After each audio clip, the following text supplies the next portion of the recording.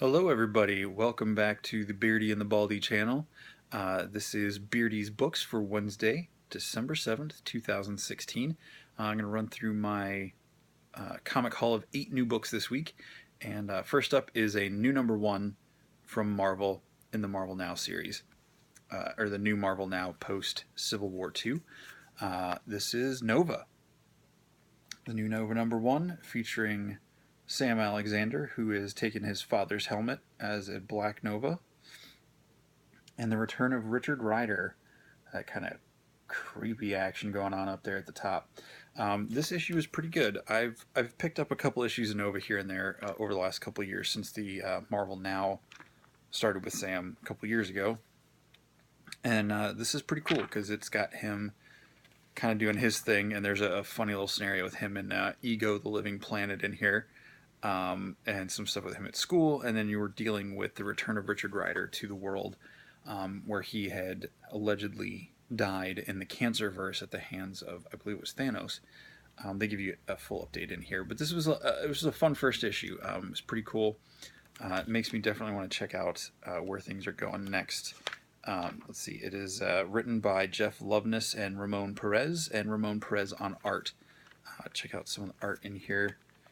There's Sam dealing with his mom and sister as Nova, running late for school, going off saving the galaxy before breakfast. So that was pretty fun.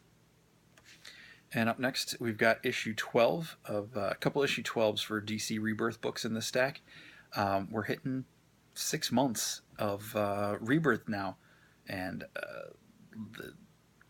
the core titles I started really getting into when it picked up are still holding my attention, still loving them, including Green Arrow.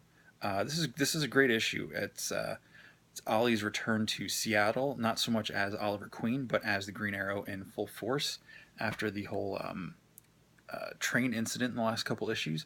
So this is him coming back, making a name for Green Arrow in the city, and it's very much taking on that Robin Hood vibe of, trying to right the wrongs and not just steal from the rich, give to the poor, but fight injustice. And it's really cool. There's some clever, I think, jokes at some political things in here, which normally I'm not too fond of, but it worked out. It works well for the story. So it's Ollie and Diggle and Black Canary.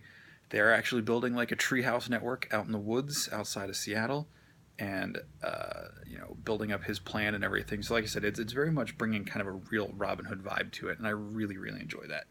Green Arrow's never a character I was essentially drawn to, but I've never really disliked him. But this series with Benjamin Percy has been doing with the story, and especially, like, I've liked all the art, but Otto Schmidt especially on this book has been fantastic. This issue is really cool because they bring in a news reporter or a TV personality to kind of examine the role of Green Arrow in society. Is he a menace? Is he a problem? Is he helping the people? And this book is really cool because it brings to light or deals with some real world problems in a very superhero comic book way, and I can really appreciate that. But check out some of the art here. This is a great 2-page spread of them out in the woods doing their thing. It's a lot of fun. So yeah, check out Green Arrow. If you have not been reading up to this point, you could jump in on this issue. It's kind of the beginning of a new arc, and on the title it's just Emerald Outlaw Part 1. So there you go. It doesn't get much more Robin Hood than that. Up next, All New Wolverine 15. This is part 3 in the I don't remember, what are they calling this story arc? Don't know. But it's the third part of the Enemy of the State is what it is. Enemy of the State. The first issue shows Laura and Gabby going on a camping trip to kind of get away from it all, and Laura, Wolverine, is triggered by an actual scent, a pheromone that's dropped on this town that makes her go berserk and slaughter everyone. Second issue is them trying to start to put this together. Third issue finds them traveling to Madripoor to get answers, and it's very much like a classic Wolverine story, but through new and different characters in a way that you can do with Laura, the former X-23, now the Wolverine. That, you know, having Logan be gone makes this kind of new and fresh in a way. So it's a really fun issue. Great artwork, great storytelling, great book. And another one of my favorite DC books. I, I I have never been a diehard Superman fan. You can ask the Baldy anytime. Um, Superman was kind of always a character I never really got into. The appeal of him never got to me. I guess because and I know I've said this several times before, but the appeal of Superman to me is not just in how strong he is or the powers he has, it's how he uses them and who he is as a person. And this issue is pretty cool. Um, Peter J. Tomasi and Patrick Gleason have been doing a fantastic job with the series since Rebirth. And what um, the other creators were doing on the Lois and Clark and the two-issue Convergence series have just been phenomenal. This issue is a lot of fun. We get to see Frankenstein show up, DC's version of Frankenstein, and it causes some problems, not just for Clark, but for Lois as well. So really like the way they're writing Lois and Clark and Jonathan as a family unit and as individual characters. They really are delivering something I think special here that I've never seen in a Superman comic, and I really, really like it. And it's fantastic art. And again, if you get a chance and have not read it yet, go out and get last week's Superman Annual #1. That was a fantastic story. It was Superman and Swamp Thing. A really, really great issue. Up next is The Champions, one of the best ongoing titles from Marvel right now. I cannot tell you how impressed I am with this. I don't think my words quite do it justice. Seeing a team of young teenagers break away from the adult heroes because they're so, for lack of a better word, disenfranchised, upset, disgusted by what the adult heroes have done, that they've kind of gone out and done their own thing, and they're going out and they're trying to make a difference in the world. I mean, that even says it down here: stand together, change the world. I mean, this is the kind of stuff like I always dreamed about doing. Maybe not specifically this, but as a kid, if I had powers, you know, I want to help people, help make a difference in the world. And it's cool. It's really neat to see how these characters are doing this. Mark Waid, I think, writes teenagers really well, and I really like Humberto Ramos's artwork on this. I think him drawing these teenage superheroes is a great matchup for him. And I love the tagline at the beginning of this. It's because the world still needs heroes, champions. Because frankly, I'm upset with a lot of the adult heroes in the Marvel universe. um, because of all this stuff in Civil War too, and other things. So it's nice to see some pure, straight up, deep blue hero stuff going on in this book. I really enjoy it. Another one of my favorite books, not Marvel or DC, is Black Science, issue number 26 here. Don't let the cover fool you. It's not just about weird alien strip club in the issue. It does come into play, but it's very interesting because now we've got Mr. Block, who is the guy who is behind financing all of the science that led to developing the pillars and all the problems that Grant McKay, his kids, and the rest of the team have gotten into.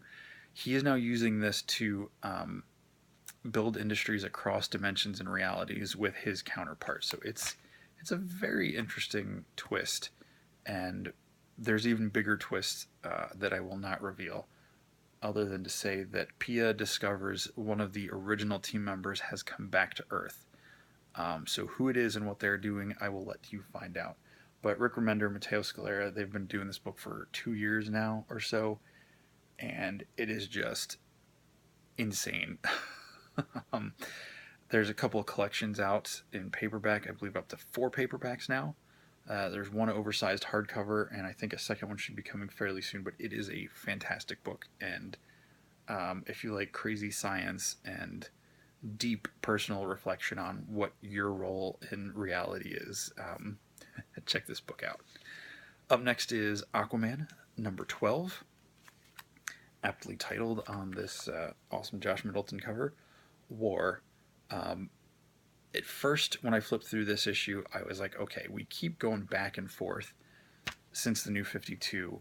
It's this constant, pun very much intended, ebb and flow of, are they going to go to war or not with Atlantis? Is it Atlantis and America and the people, the surface dwellers, are they going to go into all-out war? And I've kind of felt, for a while that this had to happen. And it's actually happening. It's not like the movies or, 24, where the heroes are finally able to stop the bad things from happening. Like, the bad stuff started happening last issue, and it is still happening. And the Atlanteans are getting blamed. Of course, we know it's not them. So we're on Aquaman's side trying to help prove that he's not. And of course, last page, who shows up is pretty intense. So this is really cool. It feels like this has been a back and forth. I'm not glad for all the death and destruction that's happening, but I'm glad that in a way that it actually happens, so we can stop playing with the back and forth. Will it? Won't they? Will they attack? Won't they attack? It's pretty cool. And again, seeing how they write Aquaman in this has been really good. And I'm running out of time, and I've got one more book, Unworthy Thor, number 2, Odin's son and Beta Ray Bill. They come together at the end of the last issue. They have a confrontation with some aliens, drones, and what happens next, I really don't want to give it away. But Jason Aaron has been working on this Thor story for several years, and to see what happens in this issue come to play, really makes everything that I've been reading for the last couple years since Thor God of Thunder started